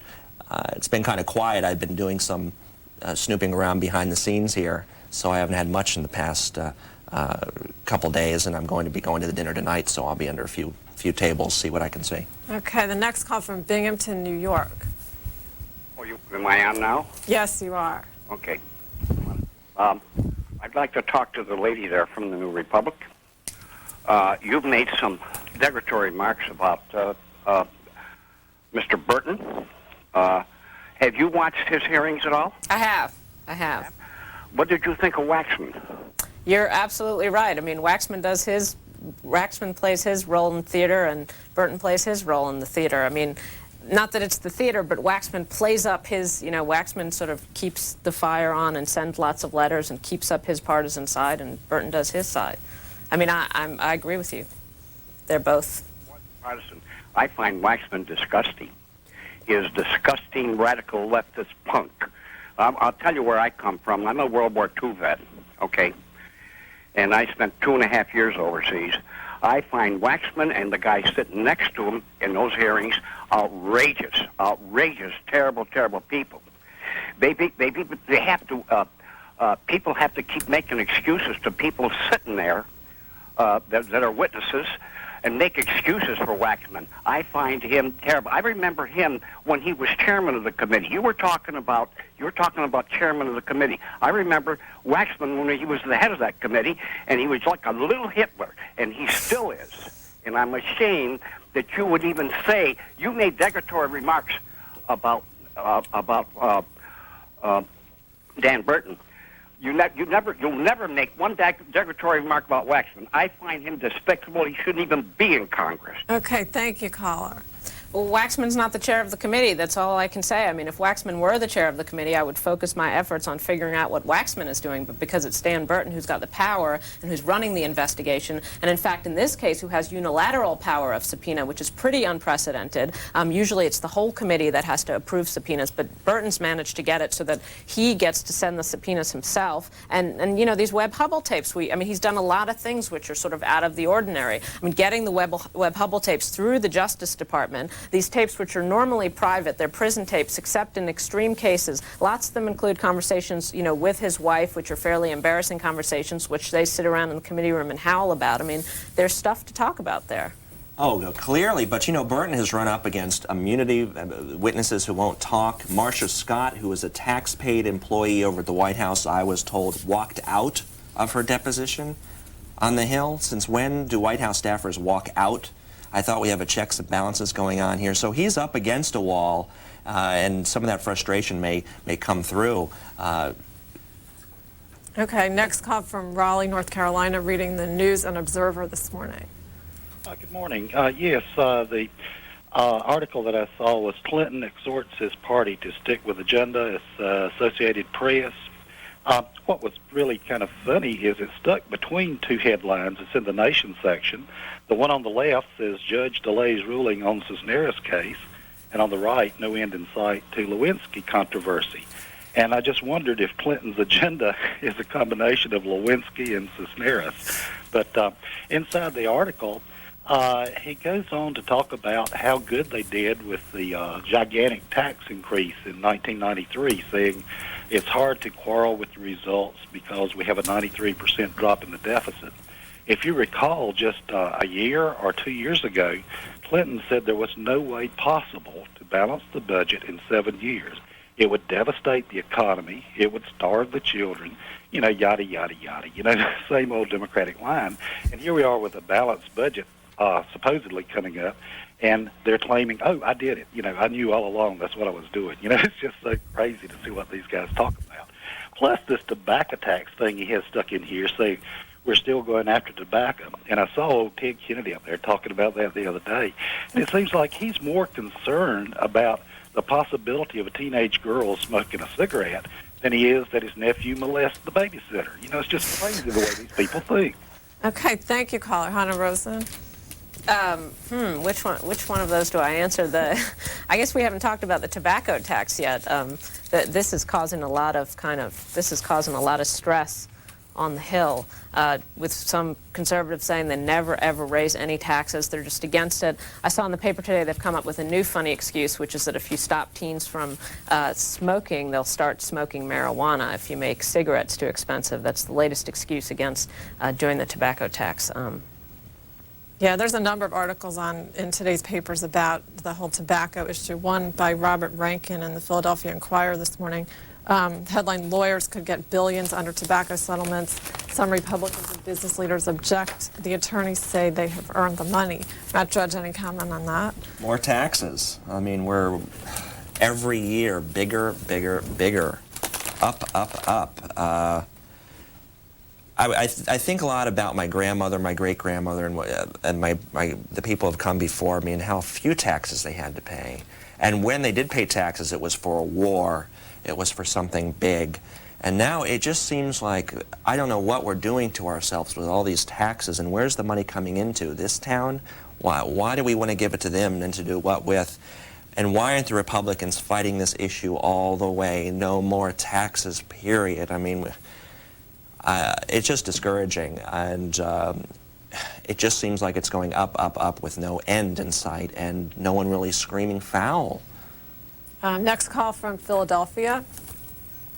Yes, I'm calling regarding a couple of the topics that you've addressed this morning, is the role of the media and the sanctity of the office of president. And one thing that really bothers me, and both of your guests are guilty of this morning, is referring to President Clinton as Clinton.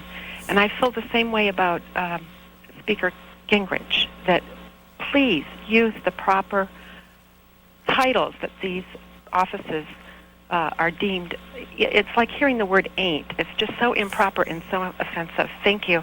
Thank you. Hannah Rosa? It's funny. I never think about it. I mean, in some ways, you're right. Why don't we say Mr. Clinton or President Clinton? I wonder if, I bet that that's how it used to be done. But, as journalists, we just sit around and talk about Clinton and Gingrich, and that's just how we talk. But Oh, I don't know if that's how it's always been done. We have a great tradition of making our leaders human. I don't call him Bill. I guess it could, and that could probably be deemed polite.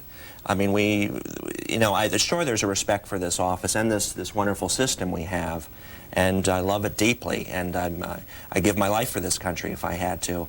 But as far as being polite and cordial, that simply is not where we come from, and it's not where we're going. I mean, you have a lot of issues here. There's a lot of friction. There's a lot of personality clashes, as it's always been, and it's what makes us great. Friction makes energy, as far as I can tell. Okay, next call from Joplin, Missouri. Yes, I'd like to answer lady guest there, about the recordings that they did of Webster Hubble. Listen, he's in prison. He has no rights. So those tapes are, fair game.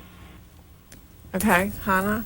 I disagree. I mean, prisoners do have rights. There's constantly lawsuits about what prisoners' rights exactly are. They have fewer rights than you and I. I mean, they can't vote, and there's certain things they can't do. But I don't know that I would say that a prisoner has absolutely no rights. Are you against taping of all kinds, of any kind, against probes? Because it seems to me, when I walk around this town this week, that people just don't like taping of anything. And after all, it's the tapes that brought down Nixon. And I'm not sure there was as much heat about taping, where it seems to be here. We've got Hubble tapes, we've got Lewinsky tapes. There may be other tapes that we don't know about yet that may pop. Isn't this how law enforcement has always worked? With the advent of technology, now they're going into computers. I'm about to break a story that we're actually chasing down Monica Lewinsky, who was using an office supply store at the first level of the Watergate. She was going in there using email. The FBI came in and tried to clean out this store's email. It just seems this is what you do. You try to get to the facts. And my understanding on the Hubble thing, there was a sign in prison that you may be recorded on the phone. You are recorded. No, you're absolutely recorded, but there's an understanding that those tapes aren't released. I mean, they were held by the Justice Department, and they're not released, and I'm actually surprised. I'm a reporter, that's what I do, but I'm surprised that we're talking about private citizens. I mean, taping the president and issues that have to do with national security, but that you as a private citizen could be taped, and that you don't have there are rights against self-incrimination. I mean, there's all sorts of rights which you're allowed to assert to protect yourself, which when you're taping a private citizen. And, and this is just getting started. I remember Attorney General Reno, when they first caught the Unabomber, Kaczynski said they were monitoring him on the satellite.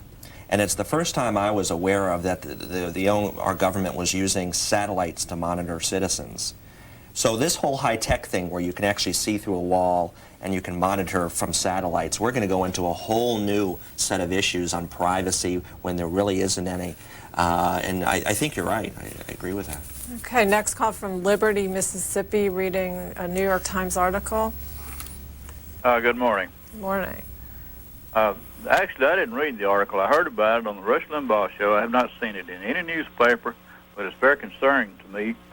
The article was about the Laval Corporation selling guidance systems for long-range missiles to China. And supposedly, Laval Corporation contributed greatly to President Clinton's re-election campaign, and he issued, according to the article that I heard, he issued an executive order overriding what his Department of Defense people recommended against it. And I have not seen this article anywhere, and it seems like it's extremely important, and I want to know why the major news media have not been reporting on this. I've actually heard that people are working on this story. I mean, I think as the trip to China comes up, there's been this is the next breaking story about selling technology to China and how it's been done and through which European countries. Matt? Well, this story was a front-page New York Times story. Yeah. That's how it broke. It was a Jeff Girth investigation on a secret grand jury that's been going on here, investigating whether these two military companies were improperly sharing tech information that would help missiles eventually reach the country, our country, one day. So front-page New York Times marked exclusive. There's nothing bigger than the mainstream press covering it. Now, was it picked up in other outlets and run with it and pounded on the media shows? No, because they're preoccupied with the other scandals. But front-page New York Times, I can say that the media is not covering that. Okay, next call from Huntsville, Alabama. Hello. I would like to reply to the lady talking about using, President Clinton and using various titles. I'm just wondering, was it very proper and was it very polite when President Clinton put his crotch in the face of a woman? Okay, thank you very much, caller. Do anyone have any comment on anything to do with that whole topic again, or should we go on to another article? Well, I'm wondering when President Clinton is going to have his next press conference. We're about to set a record here, I understand, for no press conference. I was reading Helen Thomas's, the UPI, wonderful veteran. She writes a column every week that doesn't really get picked up anywhere. I'll read it on the internet. It's great insight, called Backstairs at the White House. Clinton's had no press conference since February 6th. And she writes there's none in sight. And Nixon went 5 months during Watergate without a press conference. And I'm doing some math here, so this would take us up to July. So maybe within the next couple months. I don't think he wants to break the Nixon record, and especially with this out there.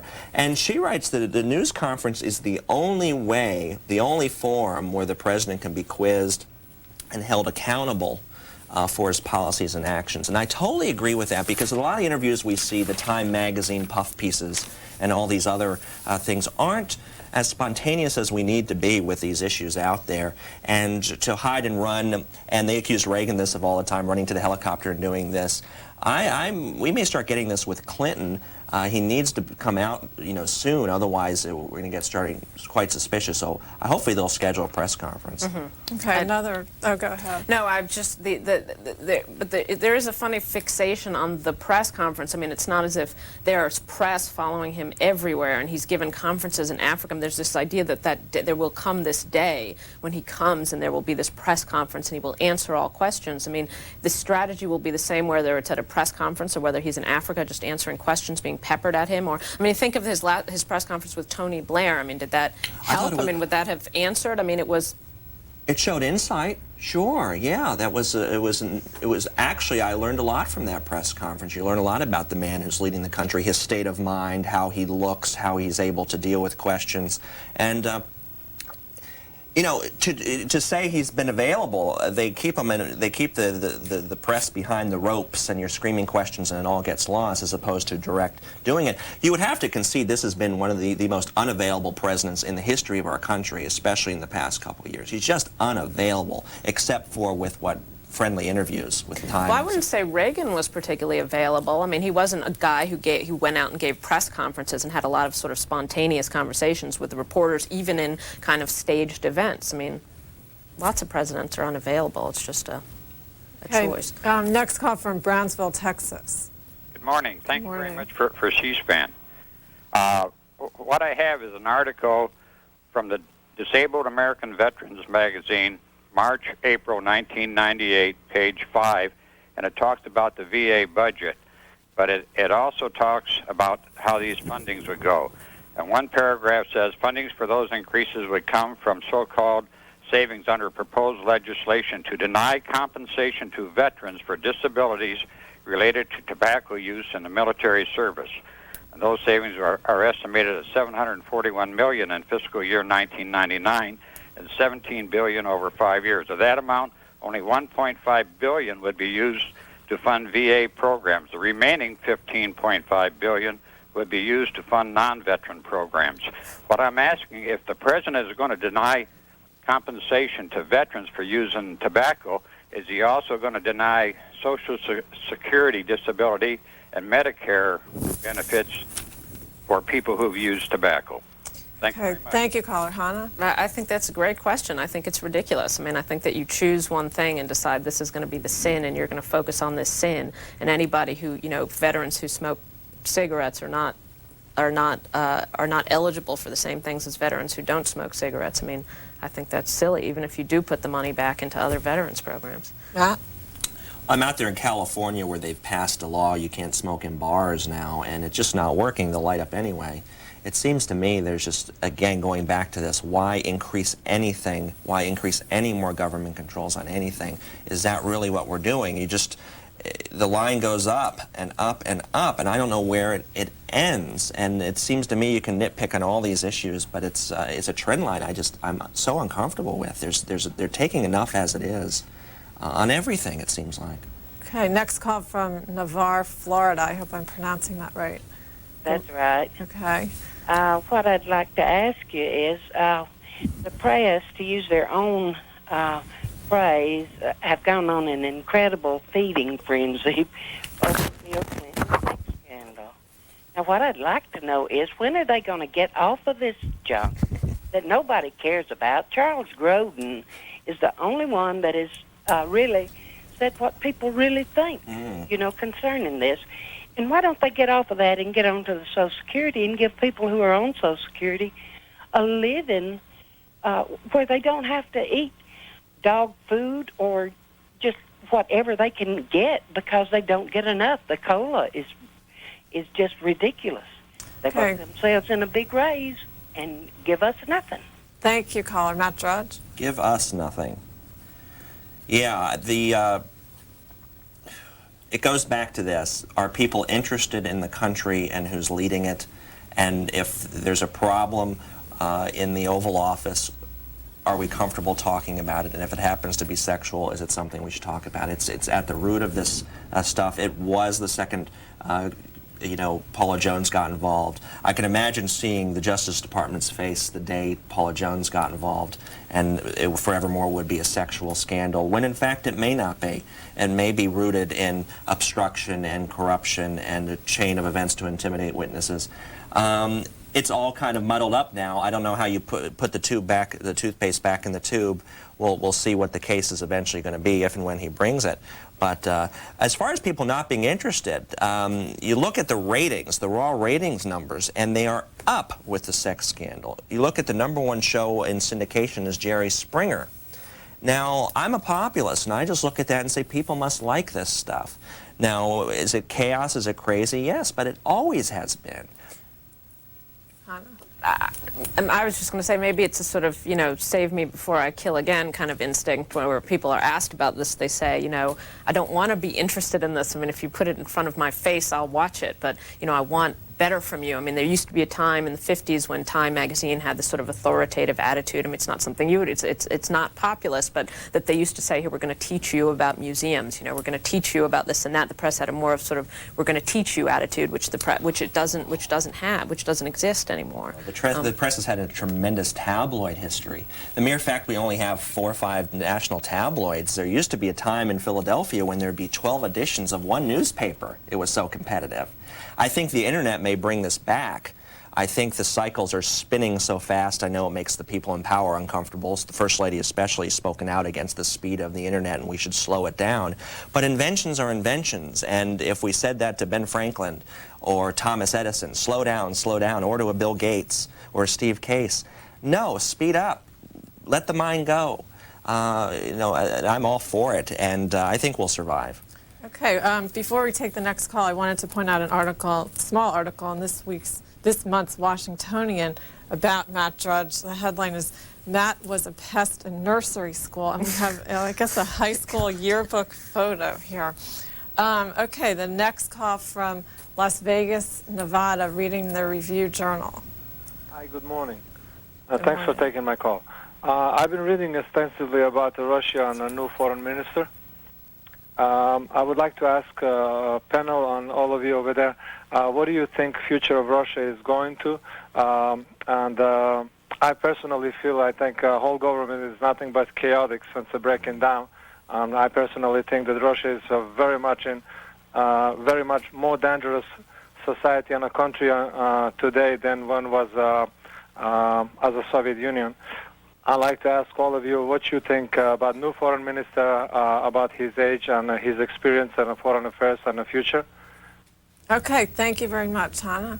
It's so hard to say. I mean, you say it's a more dangerous country. I imagine that it's dangerous. What is dangerous? I mean, you have threats. You have threats to your liberties. That's one kind of danger. You have threats when you literally walk out on the street and, are you going to get mugged and are you going to get carjacked? That's another kind of danger. And I think, all reports from Russia say that the second kind of danger is there more than it was before, that there's a lot more literal chaos on the streets. There's fewer people with stable jobs, that kind of thing. But then you have far fewer dangers to the press and to your liberties. And so it's a transition and a choice that Russians have to make. This is the call I'll remember, because he preferred order. I don't know if he preferred Stalin, which was order, I guess, and the slaughter, where, democracy, I don't know if they've got it fully in Russia yet. I think they're working towards it. Is sloppy and is chaotic. Look at this town. It's chaotic. We don't, there's always people fighting. It always looks like that no one really has their self calm and organized and order. So this is the call I'll remember, because if I heard him right, he'd rather have order than democracy. And I'm kind of confused. But see, that's the messiness of populism. I mean, you get these situations like in Afghanistan where people prefer order to democracy, and populism and democracy are not always on the same side. What do you do in that situation where you have the people who prefer a stable religious government than a chaotic? Order. With order comes control, military control. You look at China, who likes order, and they can tell you how many kids you can have. They can tell you what religion you can preach, what you can say. That's order. I'd rather have chaos any day.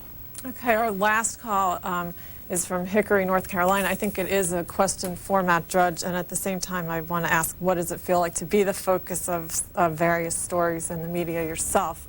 Hickory, North Carolina.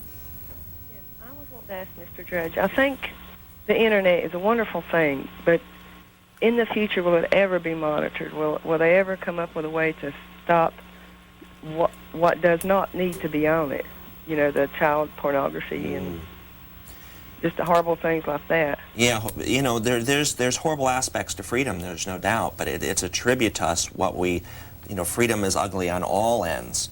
And there is a tribute. The more we allow, it kind of shows that we trust in our freedoms.